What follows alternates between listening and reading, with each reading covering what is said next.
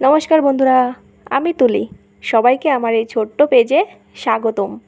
তো আজকে ছিল আমার ছোট ভাইয়ের জন্মদিন। তো এইটা হলো আমার ভাইয়ের জন্মদিনের কেক। আপনারা বলবেন কিন্তু কেকটা কেমন হয়েছে। কেক কাটার আগেই ভাইকে সবাই এক এক করে আশীর্বাদ করছিল।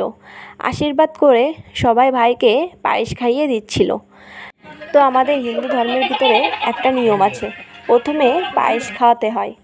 পায়েস খাওয়ানোর পরে আশীর্বাদ করে প্রদীপ জ্বালিয়ে তারপরে কেক কাটতে হয়। তো এই জন্য সবাই প্রথমে ভাইকে আশীর্বাদ করে নিচ্ছিল। আশীর্বাদ করার পরেই কেক কাটার অনুষ্ঠান শুরু হয়ে গেল।